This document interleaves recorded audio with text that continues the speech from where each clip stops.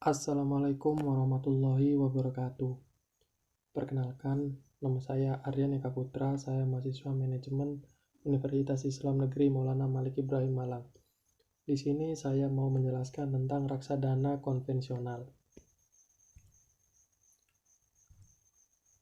Reksadana konvensional menurut Undang-Undang Pasar Modal Nomor 8 Tahun 1995 Pasal 1 Ayat 27 mengatakan bahwa pasar modal merupakan wadah yang dipergunakan untuk menghimpun dana dari masyarakat pemodal untuk selanjutnya diinvestasikan dalam portofolio efek oleh manajer investasi.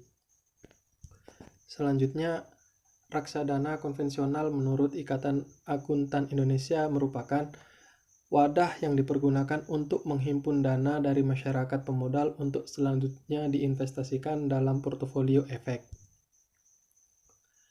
Jenis-jenis reksadana dibagi menjadi 4, yaitu dalam bentuk, sifat, portofolio investasi, dan tujuan investasi.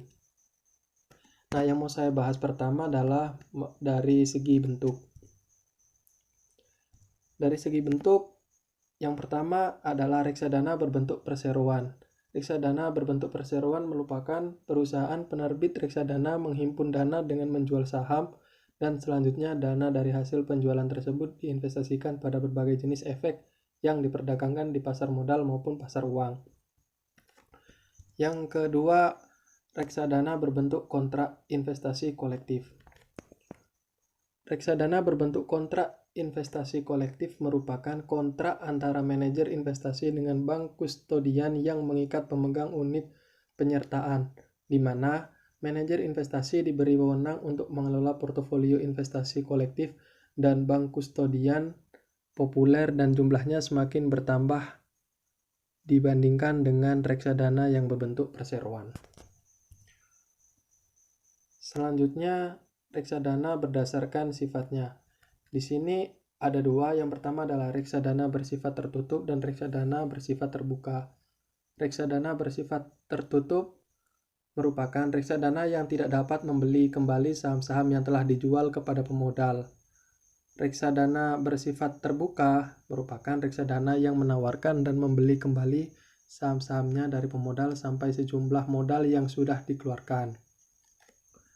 Selanjutnya, reksadana berdasarkan portofolio investasi.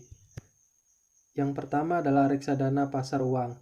Reksadana pasar uang merupakan reksadana jenis ini hanya melakukan investasi pada efek bersifat utang dengan jatuh tempo kurang dari 1 tahun.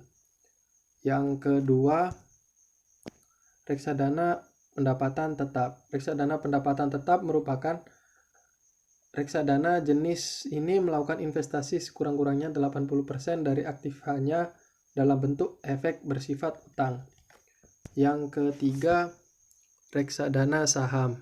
Reksadana saham jenis ini melakukan investasi sekurang-kurangnya 80% dari aktifanya dalam bentuk efek bersifat ekuitas. Dan yang terakhir, nomor 4, reksadana campuran. Reksadana campuran merupakan reksadana jenis ini melakukan investasi dalam efek bersifat ekuitas dan efek bersifat utang. Selanjutnya yang saya mau bahas adalah reksadana berdasarkan tujuan investasi. Yang pertama adalah growth fund, yang selanjutnya adalah income fund, dan yang terakhir adalah safety fund.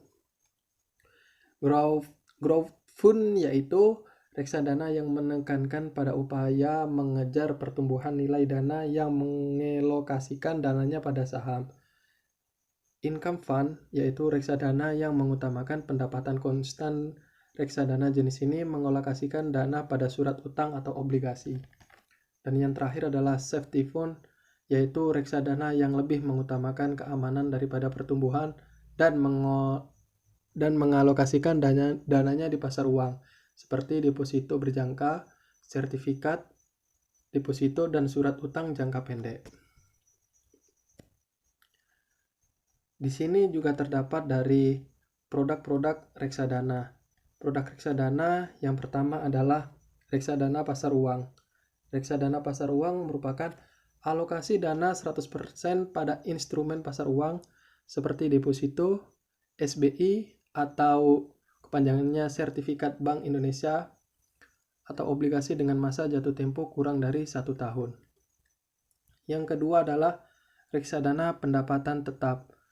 Reksadana pendapatan tetap merupakan alokasi dana minimum 80% pada instrumen obligasi.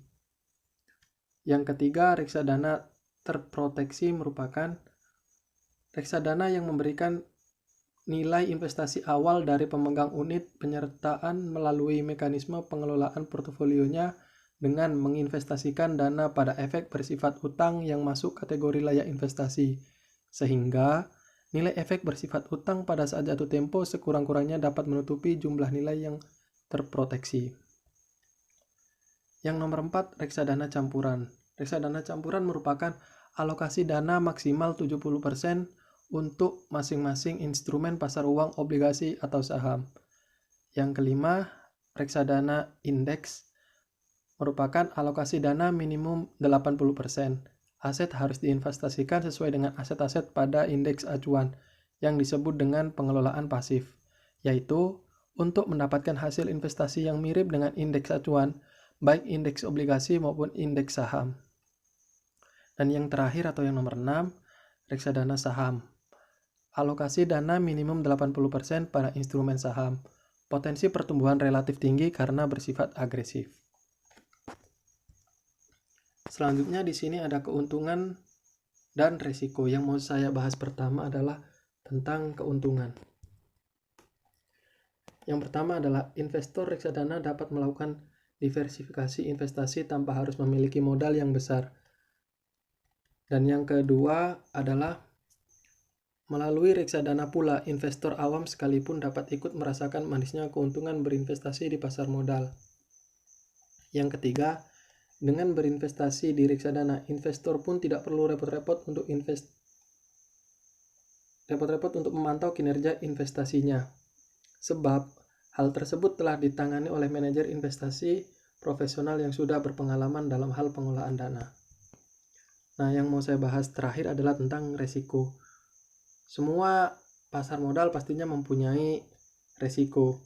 Resiko dari investasi reksadana adalah resiko berkurangnya nilai unit penyertaan, resiko yang dipengaruhi oleh turunnya harga dari efek saham, obligasi atau surat berharga lainnya yang masuk dalam portofolio reksadana ini dapat diminimalisir oleh manajer investasi dengan prinsip diversifikasi yang diterapkan. Sekian dari saya penjelasan tentang reksadana. Mohon maaf kalau pengucapan masih kurang lancar. Di sini saya menggunakan 5 referensi, bisa dilihat di layar. Mohon maaf.